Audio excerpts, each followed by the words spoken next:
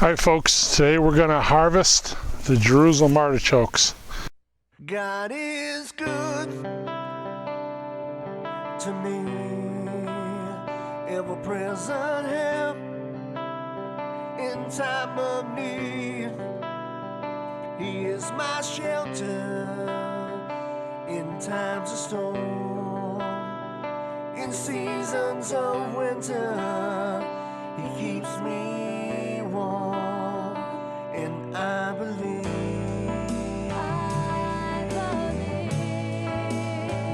He's there for me. Yes, I believe. So, Jerusalem artichokes, otherwise known as sunchokes, I planted them in these three big, I don't know if they're 10, 15 gallon tubs, whatever. They're cheapies. I don't know if you can see that one over there. I'll zoom in on it in a minute. It kind of broke apart. It's the third year I've used that one, so that one's going to be garbage after this year.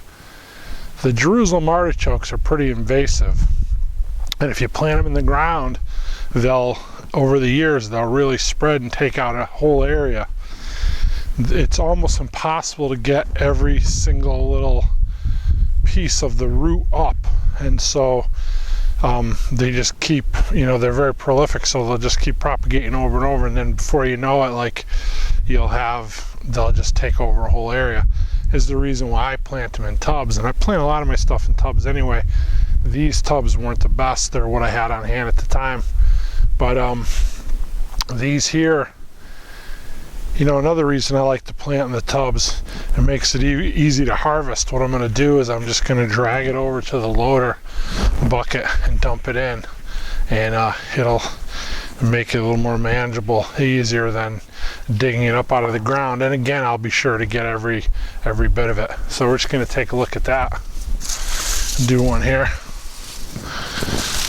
All right, the Jerusalem artichokes, we wait until the first or even second frost, pretty decent frost, to harvest them, because they take on like a sweet, nutty flavor, unlike sweet potatoes or a lot of other root crops, which can get damaged with frost. The Jerusalem artichoke, it really enhances the flavor, and you don't want to leave it exposed to too much frost, but 1 or 2 frosts is what's recommended. And I had good success with that the first time, doing it that way. It really did give it a nice flavor. Now, this is only the second time I've done them. The first year I did them, I was in Connecticut, and I planted them in 5-gallon pails. And I didn't put as many per pail, but I didn't have anywhere near the success. They didn't grow as tall, and I didn't get nearly the yield I got on these. So I don't know if it was a climate issue, or if it was the pail size might have been too small. But I did plant fewer per pail, so I would have thought that would have been relative, but I really don't know. And as I say, this is only the second time, so I'm certainly by no means an expert at this. But they are good, and they're a healthy alternative to potatoes, and I do enjoy them. So we got a pretty decent harvest this year, and I planted some more out in 4 of those black pails all the way to the right in this shot. I planted some more out for next year, and so just wanted to kind of go over that. I had some problems with my camera in the frame. When this frame ends, I thought I was recording myself going through the bucket. I was saying all this that I'm saying here, and showing you the process, but you can see here it started to record, but then it like skipped and only recorded a little. But here you can see kind of the dirt with the artichokes in them. Thanks for watching. All right, that's what I ended up with out of those 3 tubs, Jerusalem artichokes. I'm gonna store them. And over here I planted 4 tubs out of some of the smaller ones. I put back in some new dirt and covered them over, and they'll be ready to go. Those 4 tubs there. I took the old leaves from the old ones and just covered it over. I know, I'm sure it doesn't matter if the frost hits them or not. They're gonna sit here all winter and just come back in the spring. But just to wait them, put some mulch on it and let it break down, and it'll eventually feed back into the soil. So that's that.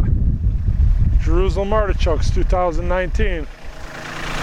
One, I don't know if that's a 10 or 15 gallon pail. And everything else is, I think those peppers are about had it. We got a frost, so probably pick the rest that are on there, and that'll be it for that. My tomatoes are long gone. Actually, you can see some red ones over there. They started rotting on the vine. I don't know. It hadn't frosted yet. I don't know what that's all about, but in here, I got some spinach, and that's grown pretty decent. I got to make some frames to cover these. Kale's being eaten by bugs, and I got some different lettuces there. Over here I got some peas. They're flowering, and you know, they're somewhat cold hardy, so not sure if I'm going to get peas this year or not, but I might have planted them a little too late. And then of course over here, carrots, which I just picked a couple. They're still like the size of my pinky finger, so I'm just going to let them go a little longer. I'm pretty sure they can handle a little cold too. If they don't get big enough to pick, I'll just leave them for next year, and I'm not sure if that'll kill them or what. The carrots, this is only the second time I tried carrots, and it was an epic fail the first year. So it's still a huge learning curve. Anybody has any information on carrots, I'd be welcome to listen to it. Gonna use the water still to water these.